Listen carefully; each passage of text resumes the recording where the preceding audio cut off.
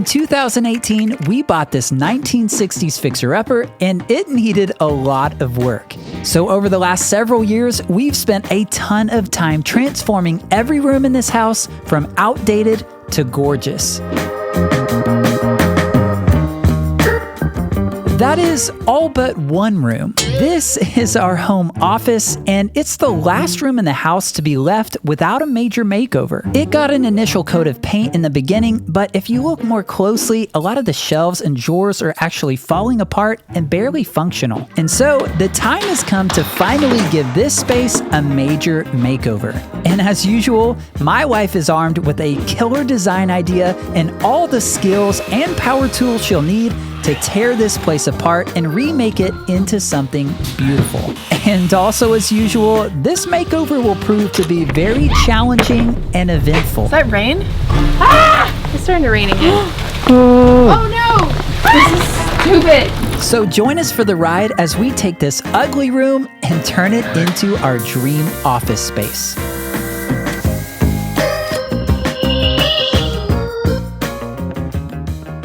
This video is kindly sponsored by Cricut. If you caught part 1 of this series, then you know that last week we started by cleaning out the office, which took quite a while and led to some pretty embarrassing discoveries. Give it to me. I'm already turning red. I don't know if I want you to read that. Then in phase 2, we began demo, where we took out all of the existing shelving, and after demo was complete, we made a run to get all of the supplies we would need to completely rebuild this office. The only challenge was that we had to fit all of those materials into the back of our minivan, which we did successfully. Yo, we're in, let's go. And that brings us to where we are today, ready to begin the rebuilding phase of this office. It's pretty warm for late October, you think? It is. Today's high is 86 degrees here in late October. I would like you to comment below, what is your late October temperatures where you live? I want my canopy back. It's so hot out here. Could we have a moment of silence for the canopy?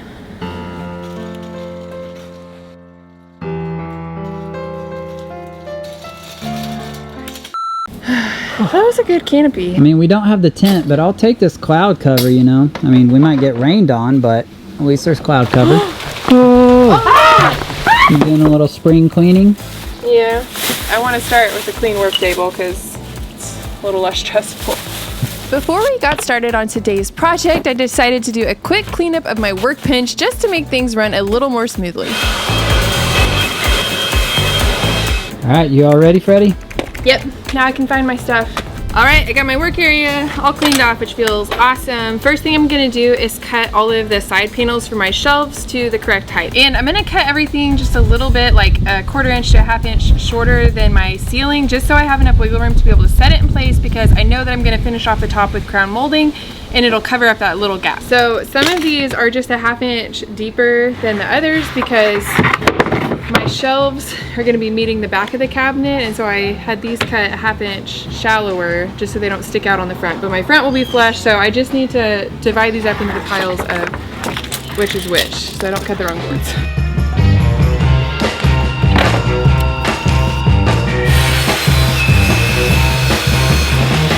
And anytime Andrea is constructing something, she spends a lot of time at the miter saw.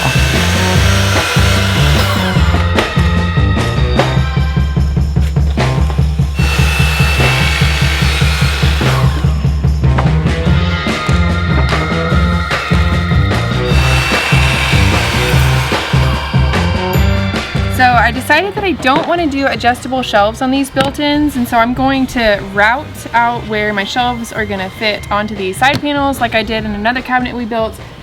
But first I need to figure out how many shelves I want to do so I can figure out how far apart they should be and then mark where I need to route.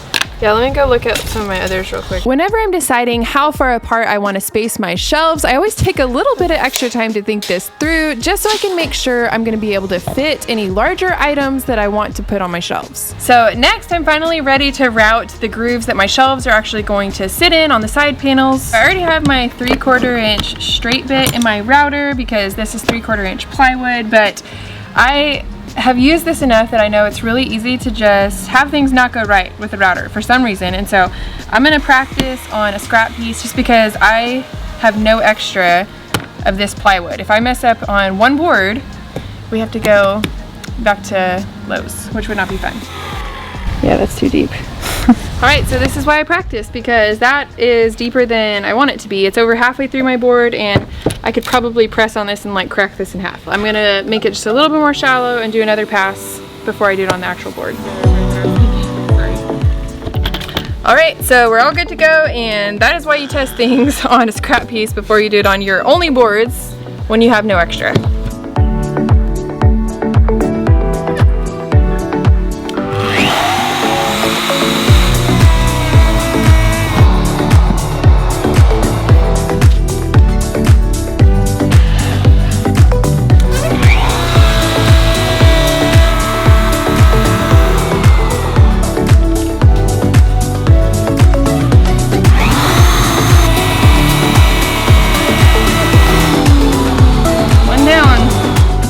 Took a long time because I feel like I was triple checking everything. But the other ones will go faster because now I've got my measurements. And what I did was I measured where I needed to clamp my board and marked that on here. And then I wrote down those measurements so that I can just make the exact same marks for my guide on the other board. So those will go a little faster at least.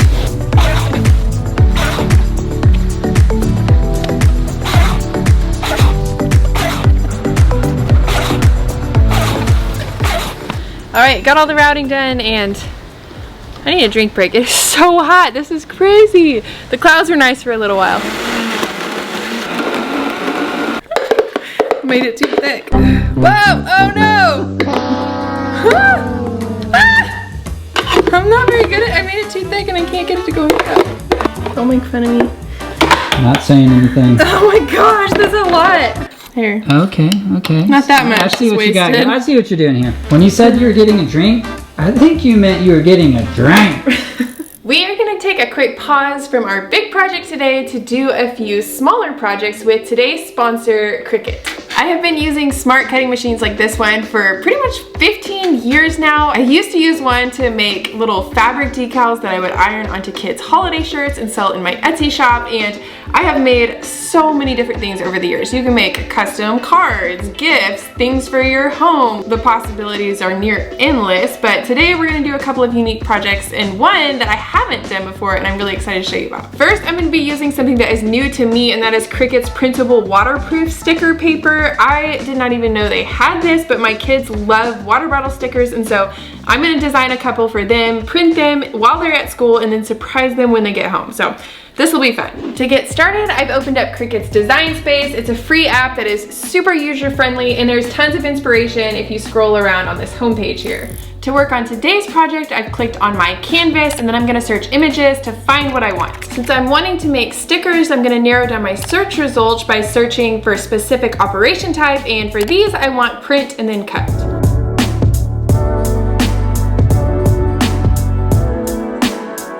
So far, each of my images already have the white border that I want to be able to print a sticker, but this final image of the race car does not have that, so I'm gonna select offset so that I can create my own border. Then I can adjust the thickness to whatever I want, click apply, and now my image has the border that I want. I'm gonna go ahead and make it white and then select the border along with the car image and go down to click flatten. And now it is ready to print and cut as a sticker. Now that I have everything set up like I want, I'm gonna go ahead and click make and then follow the prompts on the screen.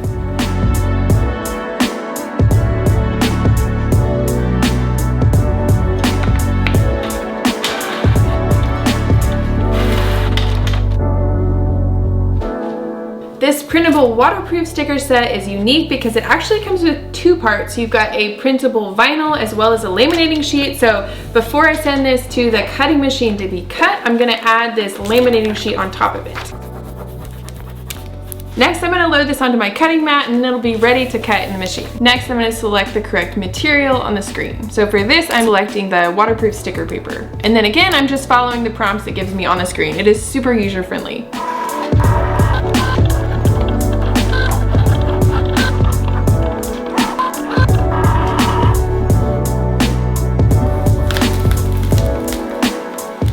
Okay, I don't want to peel these all the way off before our kids get home, but look at this, it's so cute. They're gonna be so excited. One of our boys loves pugs, and so he's gonna think this is so awesome.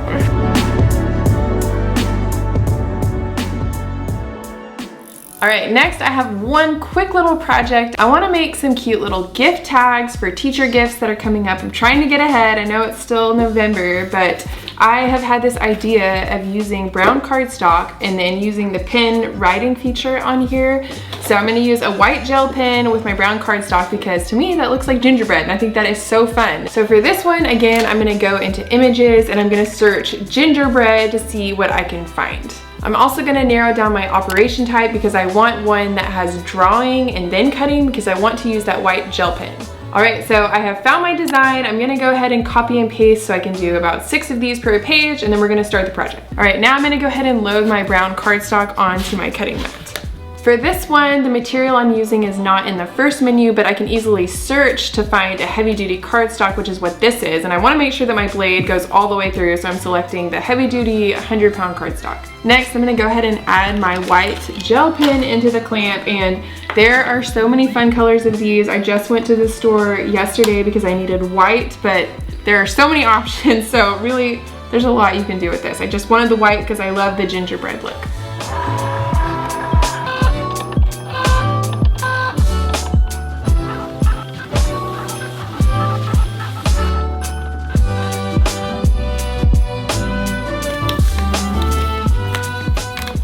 How cute it is. All right, that's it for our little mini project break. We're gonna go ahead and get back into the bigger project of building today. She's back with a hat. Hey, where'd you get the hat? Hit him with a few Hawaii clips.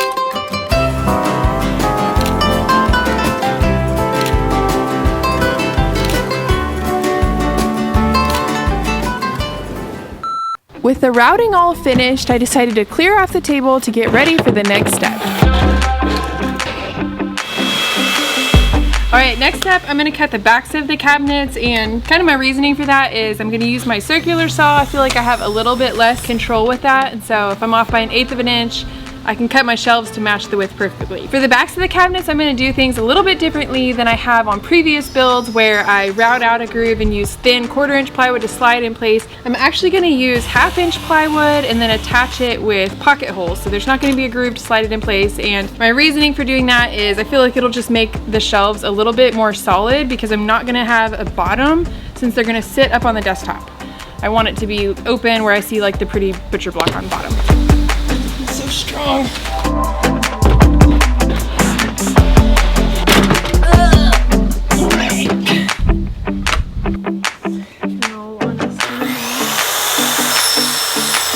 Andrea started cutting, but it didn't last long. Okay, this is kind of annoying, but I think we need to go get a new blade. I had already bought a new blade for this when we got all the plywood, but we cannot find it. And so I'm wondering if we left it on our cart or I don't honestly know. This one is not working. I knew I needed a new one. It's just like, it's cutting so slow. All right, let's go get a blade. This is just A low state. every single day. It's a low day. Pretty much, yeah. Calm down, babe. Sorry. Look at all these blades, would you, darling? You got it? Yeah. When in Lowe's, why get one thing when you can get lots of things? Yep. I'll take extra Lowe's trips with you any day, babe.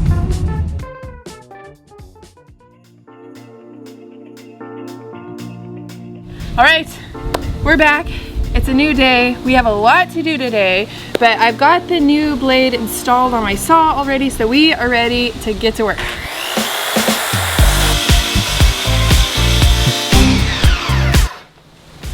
And with the new blade, the saw was cutting like a dream. That was like 100 times easier. Get a new saw blade when you need a new saw blade. First, I trimmed off a little on the long side of the plywood to make it the correct width for my shelves.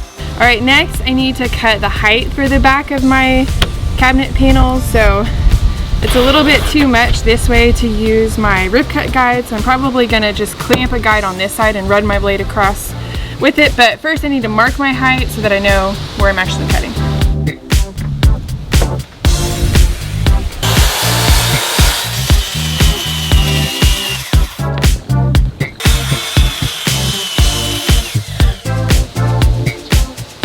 After I finished cutting the first board, I repeated the same process for the second one.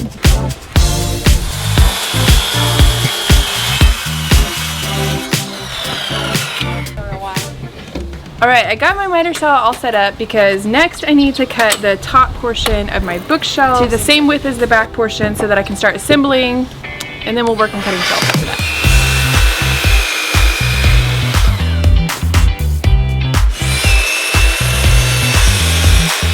After I finished cutting the top for each shelf, I added pocket holes to each end of the boards.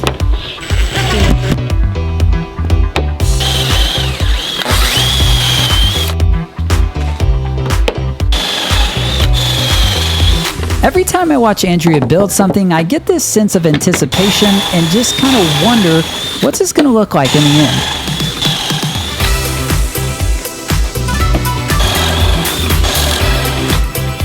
Alright, next I need to add pocket holes down the sides of these back panels because that's how I'm going to attach it to my side pieces. But since this is 1/2 inch thick plywood, I need to change the settings on my Craig jig really quick because I have it set to 3/4 inch because that's what I normally use it on.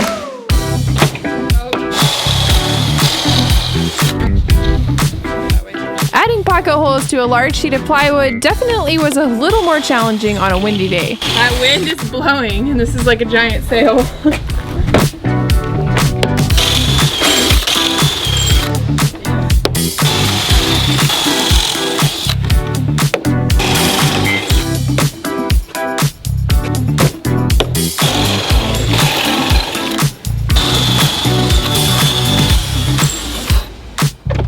Putting all the pocket holes in this board seemed to take forever, and when I finally finished, I realized I still had an entire other board to go.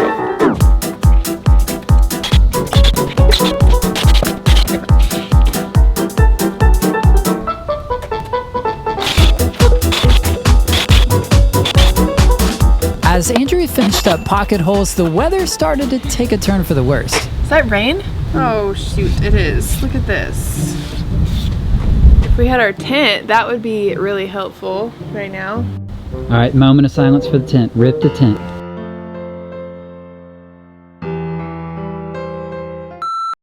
Okay, I think it's stopping, so we should work really fast because tomorrow is like 100% chance of rain. Let's do it. All right, so I've got all of my pocket holes done and I'm ready to start assembling. I'm gonna grab my first 2 side panels and then figure it out from there. Sounds like a real plan. Yeah, I don't have like an instruction manual. Finally, I was ready to start gluing and assembling some of these boards, but then my glue bottle ended up being clogged. I don't think that's recommended. And so I pulled off the lid and used a foam brush to apply the glue.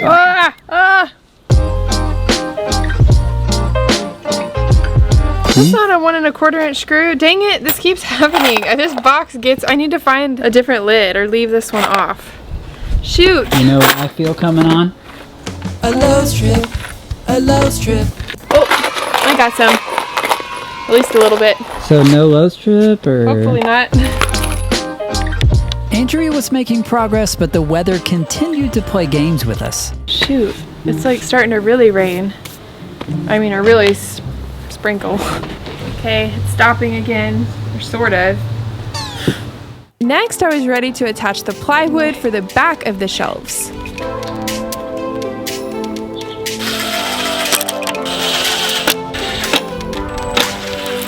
This ended up being a lot easier with 2 people, and so I grabbed Dean's help for part of it. Yeah, I'm sure I need you to help hold this up. I did my best to be Andrea's assistant for a bit, but once again, the weather started to get out of hand. Okay, are we carried in? We don't have time for this. We need that tent, don't we? And as quickly as we brought everything inside, the rain stopped. All right, the rain is playing games with us. It'll literally like rain for a minute and now it's not at all. Like there's no rain at all. But that was like enough to get my tabletop soaking wet. We're gonna go for it. We're gonna go for it. I'll just try and keep out maybe like what I'm working on. That way we can put it up quick if we need to. That's the motto we live by. Go for it. Go for it. It's fine. After I got everything set back up, I started cutting the shelves for the bookshelves. Just saying. I'll take more. After I cut the first shelf, I did a quick test fit to make sure it was the right length before cutting the rest of them. You little pro. Look at that. That's pretty cool. Yeah. So we've been told that one of the previous owners of our house was a carpenter, and I can tell it was a carpenter who designed the built-ins in there because it uses very efficient use of all of the wood because everything's like either 8 feet or like 4 feet or less. Okay, we should get a little more specific. A carpenter used to live here? Yeah. And a designer used to live here. An interior designer used to live here. Dude, what are the chances? Which is why there's like wallpaper. We heard that she really loved wallpaper and literally wallpapered like everything, like ceilings. Everything. We didn't get to see all of it, but sometimes we'll find little peeks of the old wallpaper when we pull stuff off, or like layers of wallpaper. So, do you think this was meant to be? A carpenter and then an interior designer lived here? And it's now kind of funny. They've combined into one person with a film crew. You know what I mean? Yeah. After confirming that the first shelf fit, I was ready to cut the rest of the shelves. If you remember from my earlier planning, I decided to have 3 shelves on each side, and so that meant I needed to cut down 6 boards total.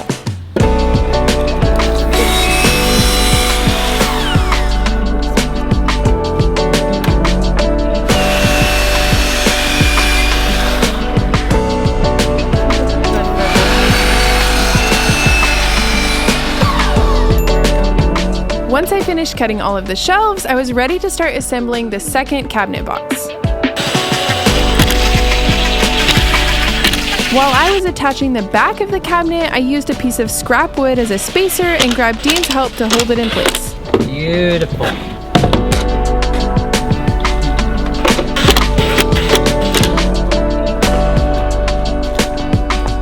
Before I glue and put the shelves in, I want to sand just some of the rougher edges from where I routed this out, and I'll do that by hand just because I can't really sand that after I put the shelves in. After a light sanding, I applied a generous amount of wood glue and clamped the shelves in place.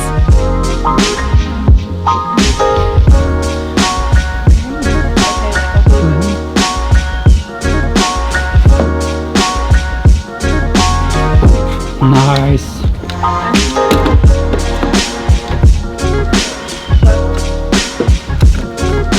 Look at that bookshelf, will ya? Would you look at that?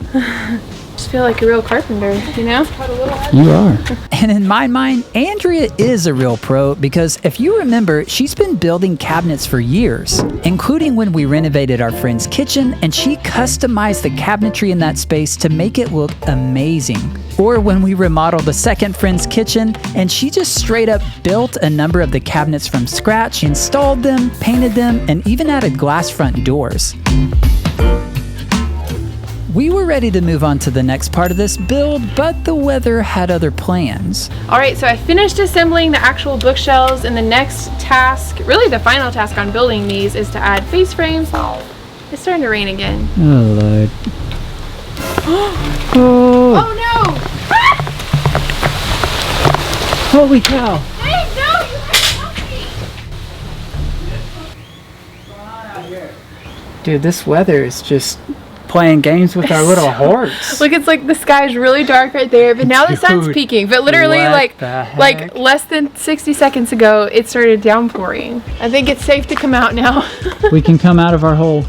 We'll just leave like this stuff pushed up against the house. It kind of protects it if it starts, you know, just raining for a couple minutes. Try this again. It's just a little wet on my work table. All right, I'm gonna start by cutting these down. I'm gonna be using these pre-primed 1x2s for most of the shelves, except for the very top piece where I'm gonna use a 1x6, because I wanted a thicker piece up there so I can attach the crown molding and just still be able to see some of it up there. I just feel like it gives it a more high-end look when you have just the thicker piece up at the top.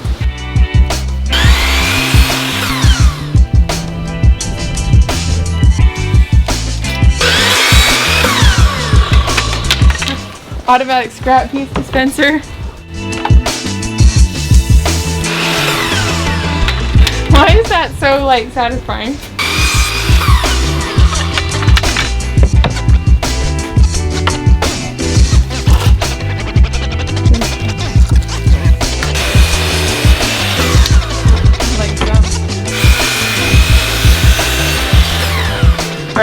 cut my 1x2s that are gonna go on my sides, and then I cut my 1x6 that goes across the top, and now I'm just cutting a few more 1x2s that will go on the actual shelves. And with every project, it looks fast on camera, but if you've ever done home renovation projects before, you know each step of the process takes lots of time and effort. All right, so next I'm gonna add some pocket holes to my 1x6 boards. Just since these are bigger, I'm going to attach them with pocket holes at the top of my 1x2s. This is what you do when you don't have 3 hands. You use your head. This Hand is like number 3. a whole different way of using your head. I'm gonna say to use your head. After assembling the top and sides of the face frame, I was ready to start attaching it to the actual bookshelves. Put the field goal on it.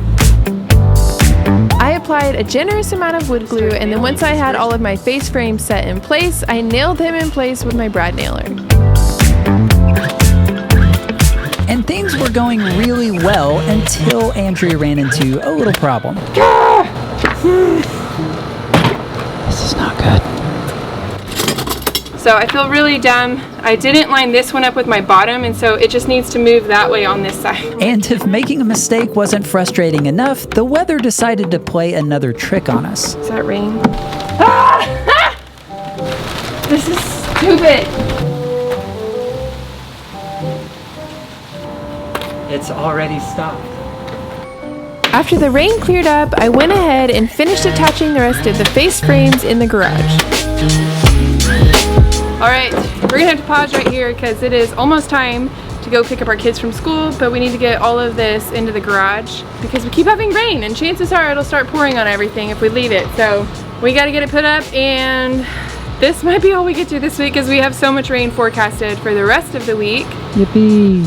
And it's a good thing that we got everything put up when we did, because this next time, the weather wasn't messing around. I know it probably seems like we're making this up, but it literally just started pouring right after we got everything inside, and we came in and closed the door, and then boom, it's going bonkers out there.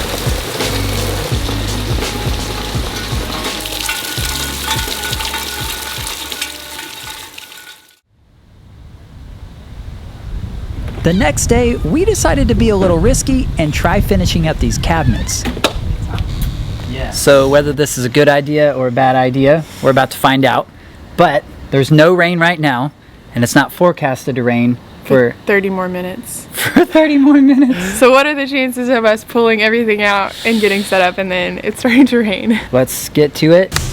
I think we got it. I think we got it. We were moving quickly to get everything back out, and soon Andrea was ready to finish assembling these bookcases. I'm gonna try and work as fast as I can, but I need to assemble the top portion of the face frames, and then we'll get that glued and nailed onto the other bookshelf. And hopefully we can get all that done before it starts to rain.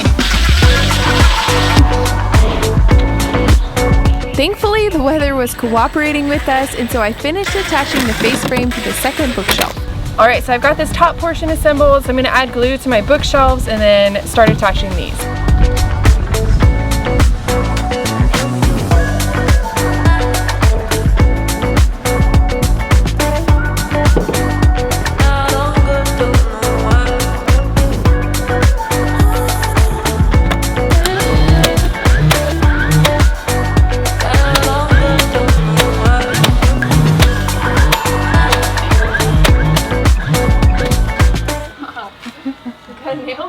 Should go ahead and fill my little nail holes before I start sanding. They're so small though, they should dry really fast, so.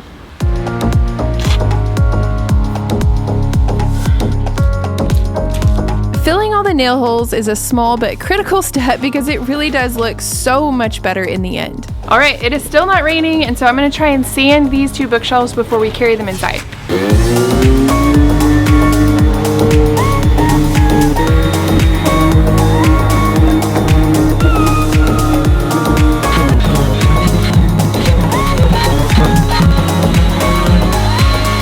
After sanding the first bookshelf, I was ready to bring the second one out of our garage and sand it as well.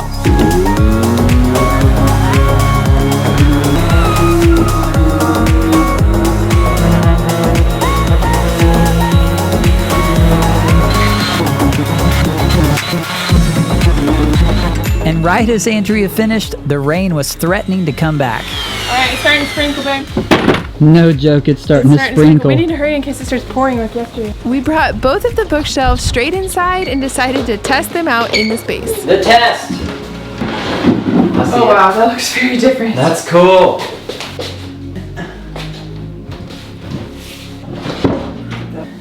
Yo, dude. And with that, we were ready to call it a week. Well, amazing job on the progress for this week. I mean, you've gotten into building these bookshelves and it's already starting to transform this office. Yeah, it felt really good to get these bookshelves actually finished this week. We definitely wrestled with the weather a little bit, but we were able to get them finished and brought inside, which felt so good. And that always feels like a little bit of a morale boost when you get to see some of the finished project like in the space, even though we're gonna pull them right back down to do the desktop and then put them back up. Still, just seeing them and seeing the difference that extra height makes is definitely a little boost of like, all right, things are happening. This is gonna look really good, and I'm ready to actually paint and stuff because that's when it starts getting real exciting. So you'll definitely want to stick around for next week as we start getting into some of the nitty-gritty details of this project. It's going to be super exciting because this office is getting a facelift and it's happening very fast. So we'll catch you in the next episode.